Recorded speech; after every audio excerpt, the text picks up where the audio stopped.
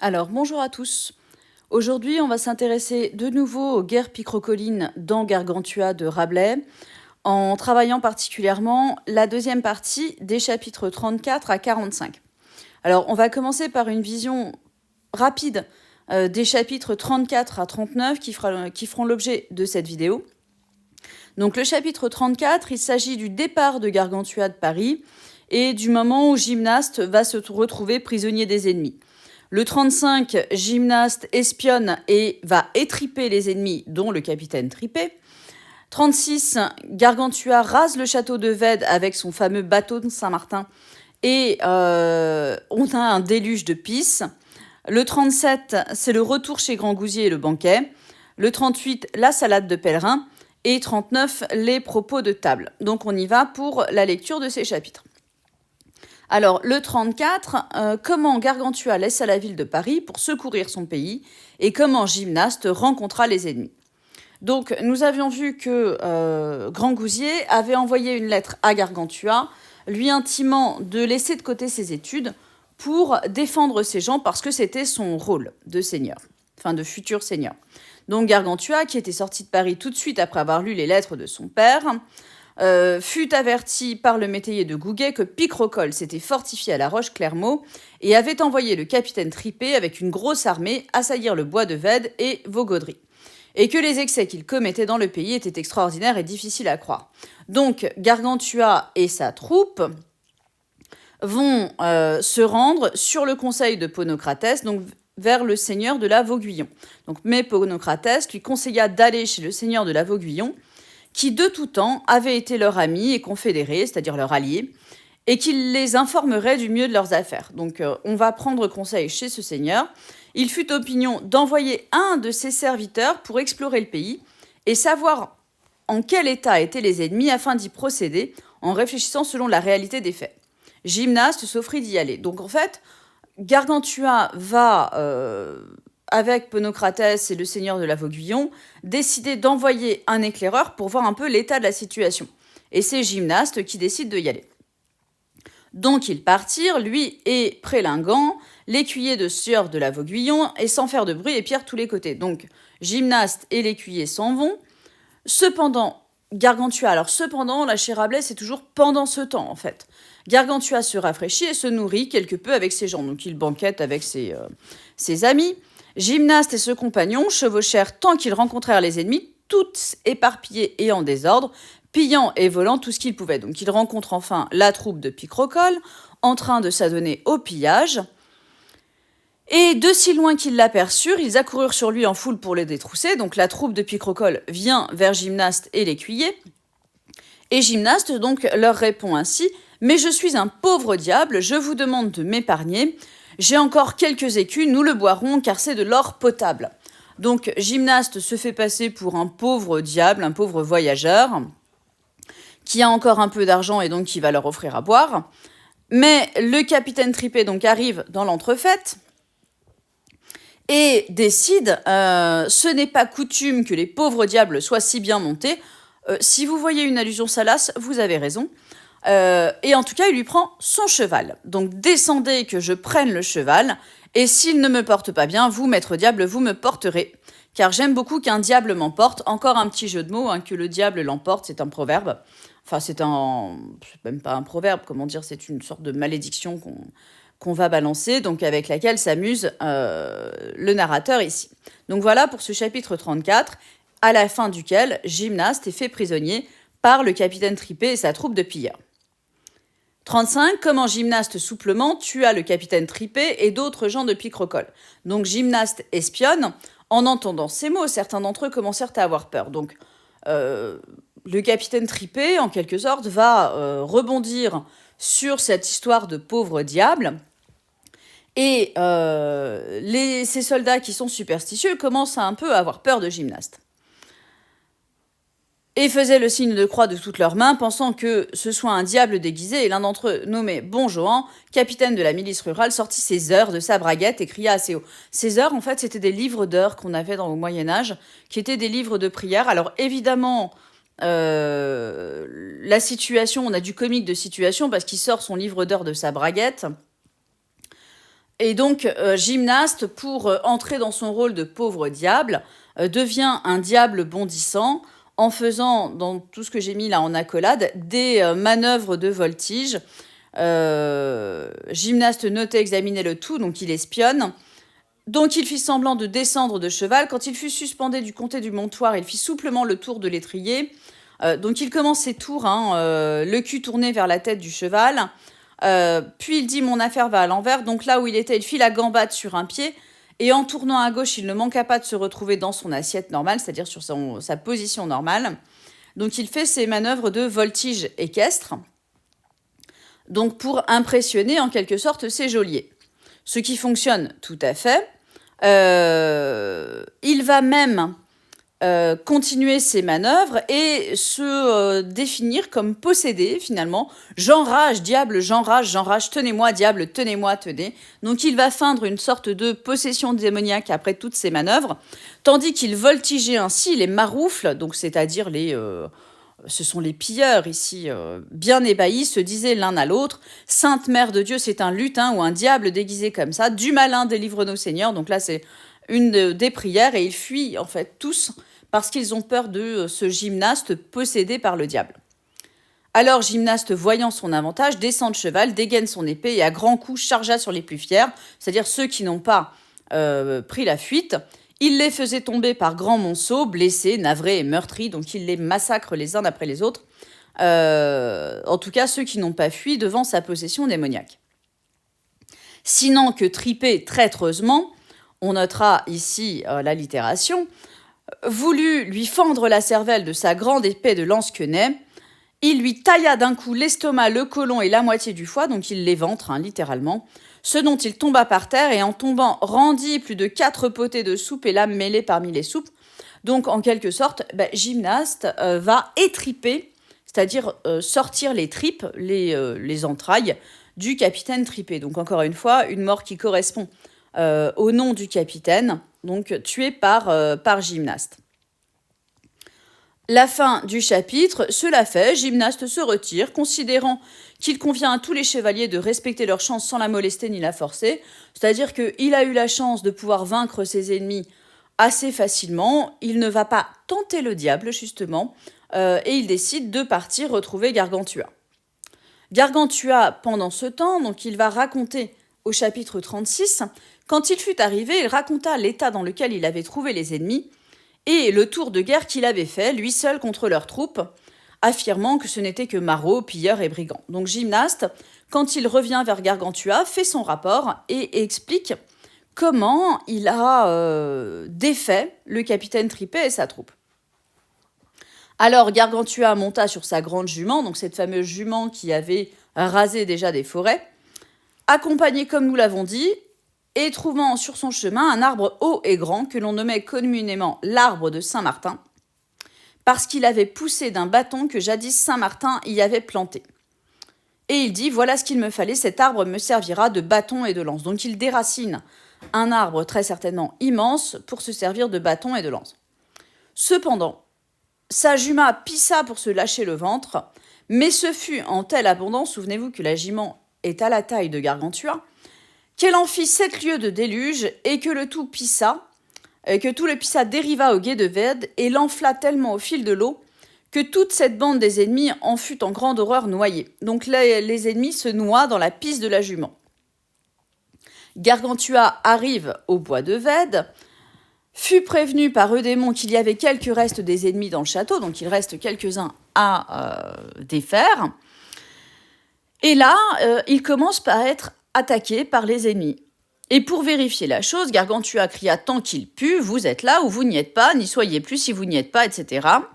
Un ribaud de canonniers, qui était au mâchicoulis, donc qui était à la défense, dans les meurtrières du château en quelque sorte, lui tira un coup de canon et l'atteignit furieusement sur la tempe droite. Et Gargantua pense que le boulet était un grain de raisin. Donc on lui envoie un boulet de canon qui l'atteint à la tempe et lui est persuadé qu'on lui envoie un grain de raisin. Et là, il se fâche un petit peu comme frère Jean au Clos de Seuillet. La vengeance vous coûtera cher, c'est-à-dire qu'on ne gâche pas le raisin en l'envoyant à ses ennemis parce que c'est pour faire du vin le raisin. Donc, il va attaquer ce château. Ceux qui étaient dans le château amusés à piller en entendant le bruit coururent sur les tours et les fortifications et lui tirèrent plus de 9025 coups de fauconneau et d'arquebuse, visant tous à la tête. Et Gargantua, devant tous ces coups de fauconneau, vous avez une petite note, ce sont des canons, va penser que ce sont en fait des mouches qui l'aveuglent finalement, des sortes de nuées de mouches, pensant que débouler des pierres d'artillerie, que c'était des tans. Les tans, ce sont des sortes de gros insectes plutôt moches qui piquent. Ponocrates l'avisa qu'il n'y avait pas d'autre mouche que les coups d'artillerie qu'on lui tirait du château. Alors là, Ponocrates lui dit que ce ne sont pas des mouches, mais des boulets de canon. Il choqua son grand arbre contre le château, et à grands coups, il abattit les tours et les fortifications, et il ruina tout par terre. Il faut imaginer Gargantua en train de raser le château avec son grand arbre de Saint-Martin. Partant de là, ils arrivèrent au pont du Moulin, le gué couvert de corps morts. C'étaient ceux qui avaient péri dans le déluge urinal de la jument. Donc ils arrivent, ils partent du château, se retrouvent à un gué, et là ils trouvent tous les corps de ceux qui se sont noyés dans la pisse de la jument. Ils furent perplexes pour savoir comment ils y allaient passer, vu que les cadavres les en empêchaient. Bah oui, la rivière est pleine de morts. Donc comment on fait pour passer? Gymnaste dit, si les diables y ont passé, j'y passerai fort bien. Bon bah tout va bien, on va passer quand même. Et en éprenant son cheval, il passa franchement par-dessus, sans que son cheval ait peur des morts. Alors c'est-à-dire que Gymnaste, et il l'explique ensuite, a éduqué sa jument à passer au-dessus des corps en lui donnant de la bouffe, c'est comme ça qu'on fait. Donc rappel avec l'histoire de Diomède aussi ou d'Ulysse, petit rappel mythologique. Et les trois autres le suivirent sans problème, sauf Odémon, dont le cheval enfonça du pied droit jusqu'au genou dans la panse d'un gros et gras vilain, qui était noyé là à l'envers. Donc les noyés sont plutôt ventre vers l'eau, on va dire. Là, il est à l'envers, donc il est sur le dos. Et le cheval de démon enfonce son sabot dans le ventre du noyé, jusqu'à ce que Gargantua, du bout de son bâton, donc le cheval est coincé dans le ventre du noyé, enfin la jambe du cheval, fasse tomber le reste des tripes du vilain dans l'eau, pendant que le cheval levait le pied. Donc il faut imaginer Gargantua qui maintient le corps à terre pour sortir la jambe du cheval. Et ce qui est une chose merveilleuse en médecine des chevaux, le dit cheval fut guéri d'une tumeur qu'il avait sur ce pied par le contact avec les boyaux de ce gros maroufle. Donc c'est en quelque sorte une sorte de petite blague de médecine équine, ce que j'ai appelé donc là sur la note le miracle du boyau. Donc le cheval est guéri en ayant trempé sa jambe dans le boyau du vilain. 37. Comment Gargantua, en se peignant, faisait tomber de ses cheveux des boulets d'artillerie. Donc quand ils ont passé la rive de la Vède, ils abordent peu à peu chez Grangousier, qui les attendait avec un grand désir. On dit que Gargamel meurt de joie. Petite note du narrateur. Pour ma part, je n'en sais rien et je ne m'en soucie ni d'elle ni d'autres. On s'en fout, c'est ce qu'il dit. Gargantua faisait tomber à chaque coup plus de 7 balles de boulet qui lui étaient restées dans les cheveux et la démolition du bois de Vède. Donc à chaque fois qu'il passe un coup de peigne, en fait, il y a des boulets qui tombent de ses cheveux. Et Grangousier s'étonne de tout ce qui tombe des cheveux de Gargantua et lui dit « Dis donc, t'abuses, tu m'as ramené des poux ». Et Ponocrates lui explique que ce ne sont pas des poux, mais des boulets de canon. On explique toute cette guerre à Grangousier. Donc alors, levant un des boulets, il dit « Ce sont des coups de canon que votre fils Gargantua a reçus récemment en passant dans le bois de Vède par la trahison de vos ennemis. » Il continue. Ils en eurent une telle récompense qu'ils sont maintenant tous péris dans la ruine du château, avec une petite référence à la Bible. Et je suis d'avis, dit encore Ponocrates, que nous les poursuivions pendant que la chance est avec nous. Donc on veut continuer la guerre, mais Grangousier dit « Non, non, ce ne sera pas à cette heure-ci, je veux vous festoyer pour ce soir. » Donc on s'arrête là, la guerre, maintenant c'est l'heure de manger. Cela dit, on apprêta le souper. Ensuite, vous avez la description de tout ce qu'on va manger. des perdrix, des chevreaux, des veaux, etc. Donc le menu du soir pour le souper. Sans faute, il y avait abondance de vivres et ils furent apprêtés comme il le faut par Fripsos, Hochepeau, Pilverjus, cuisinier de Grand Gousier, donc à chaque fois encore les noms sont signifiants. Et Jeannot, Miquel et Véronée apprêtèrent fort bien à boire. Donc on prépare le banquet. Le chapitre 38, il s'agit de la salade de Gargantua.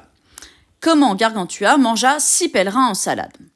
Le récit nous oblige à raconter ce qui advint à 6 pèlerins qui venaient de Saint-Sébastien près de Nantes. On va en reparler de tous ces pèlerins. Et qui, pour se loger cette nuit de peur des ennemis, s'étaient cachés au jardin sous les rames de pois, parmi les choux et les laitues. Donc les pèlerins qui ont réussi à échapper en quelque sorte, enfin qui avaient peur de la guerre, de guerre picrocoline, se cachent dans le potager, si l'on peut dire, de Grand Gousier. Et Gargantua, qui se trouva quelque peu altéré, c'est-à-dire qu'il avait il avait un petit peu mal au ventre. Et il se demanda si l'on pouvait trouver des laitues pour faire une salade. Il se dit, tiens, je vais manger des légumes verts, je vais chercher une salade. En entendant qu'il y en avait de belles et grandes du pays, car ils étaient grandes comme des pruniers ou des noyers, donc en fait, ce qu'il prend pour une salade, ce sont des arbres. Et en emporta dans sa main, donc il va lui-même se chercher sa salade, en emporta dans sa main ce qui lui sembla bon, et ensemble, il emporta les 6 pèlerins qui avaient si grand peur qu'ils n'osaient ni parler ni tousser. Donc les pèlerins qui s'étaient réfugiés dans l'arbre pour échapper à la guerre sont emportés par Gargantua. Les pèlerins se disent, si nous parlons, il nous tuera comme espions, ils ne disent rien, ils se font tout petits. Et Gargantua donc mange ses salades pour se rafraîchir avant le souper. Il avait déjà engouffré 5 des pèlerins, le 6e étant dans le plat caché sous une laitue, donc il a mangé ses pèlerins en salade littéralement. En le remarquant, Grand Gousier dit à Gargantua, donc Grand Gousier remarque le dernier pèlerin qui traîne dans la salade, je crois que voilà une corne de limaçon, donc une sorte de corne de limaçon, c'est un escargot, donc une petite corne d'escargot qui traîne. Donc ne mange pas la salade, globalement c'est dégueulasse, il y a des limaces dedans, enfin des escargots. Les pèlerins et Gargantua dit pourquoi, dit Gargantua, ils sont bons pour tout ce mois-ci. Donc c'est bon la salade, les escargots de toute façon c'est la saison, donc ça fera de la viande. Et il but un horrible trait de vin pinot, ils attendirent que l'on apprête le souper, donc il s'enfile sa salade tranquillement. Le sort des pèlerins est ensuite évoqué, c'est un peu comme Job dans le ventre de la baleine. Les pèlerins ainsi dévorés s'écartèrent des meules de ses dents le mieux qu'ils purent, et lorsque Gargantua but le grand trait, ils crurent se noyer dans sa bouche. Donc il faut imaginer les pèlerins dans la bouche de Gargantua qui mastiquent, qui essaient d'éviter de passer sous les dents de Gargantua. Et quand il avale son trait de vin, eh bien, les pèlerins se pensent noyés sous cette masse de vin. Ils se mirent à l'abri au bord des dents et l'un d'eux frappa rudement dans la faille d'une dent creuse et heurta le nerf de la mandibule, ce qui causa une très forte douleur à Gargantua. Les pèlerins s'attachent aux dents, il y en a un qui tombe sur le nerf d'une dent creuse, et Gargantua se met à gueuler comme un veau, commença à crier de la rage qu'il endurait. Pour se soulager du mal, il fit apporter son cure-dent, bah oui, forcément, et en sortant vers le noyer-grelier, il vous dénicha, messieurs les pèlerins. Donc il se cure les dents, finit par attraper les pèlerins, et les pèlerins s'enfuient à l'intérieur de la plantation, donc dans le potager, une fois qu'on les jette hors des dents de Gargantua, et la douleur s'apaisa. Donc tout va bien, les pèlerins parviennent à s'échapper, mais Gargantua a une petite envie, donc il pissa si copieusement que l'urine coupa la route aux pèlerins, donc là, manque de bol, encore une fois, inondation de pisse. Ils tombèrent tous, sauf Fourmilier, dans une trappe qu'on avait faite pour prendre les loups au piège. Donc, manque de bol, en essayant d'échapper à la pisse, ils tombent dans un piège à loups. Ils en échappèrent grâce à l'habileté du dit Fourmilier, et ils logèrent le reste de la nuit dans une cabane près de Coudray. Et là, ils sont réconfortés par les paroles de Las d'Aler, donc un de leurs compagnons qui leur fait une sorte de référence à la Bible en expliquant que c'était leur destin, etc. Mais en tout cas, les pèlerins arrivent, une fois que Gargantua s'est curé les dents et les a jetés loin de lui, à s'échapper malgré le déluge de pisse.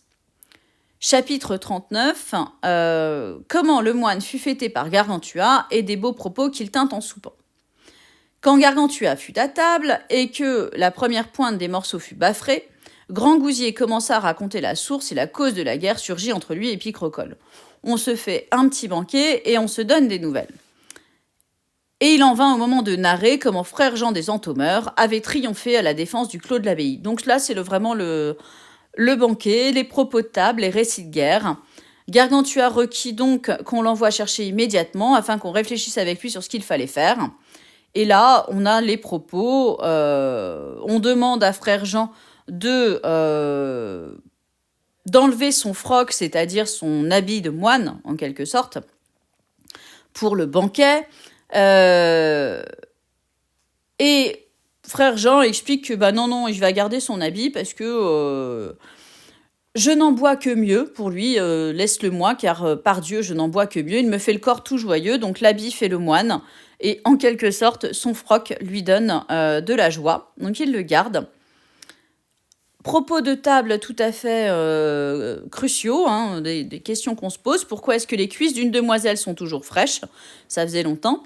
Voilà un problème qui n'est pas dans Aristote, dit Gargantua, ni dans Alexandre d'Aphrodisias, ni dans Plutarque. Donc encore une fois, une référence à l'éducation humaniste de Gargantua, même pour une question aussi cruciale que celle-là. Et donc frère Jean va donner la réponse sur les 3 raisons qui font que les cuisses d'une demoiselle sont toujours fraîches. On continue sur les propos de table, après ces propos grivois. Que Dieu est bon qui nous donne ce bon vin. Aussi, frère Jean qui explique que à sa place, il aurait coupé les jarrets des apôtres pour avoir abandonné Jésus après la scène. Même chose, que ne suis-je roi de France, je vous couperai la queue des fuyards de Pavie.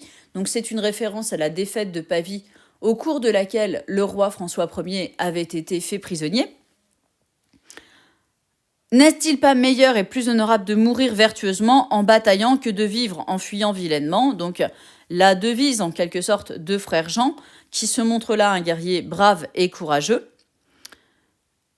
Il explique encore, toujours sur les propos de table, que dans son abbaye, on étudie peu de peur des oreillons. On cherche un petit peu le rapport, mais étudier, ça donne des maladies. Et encore une fois,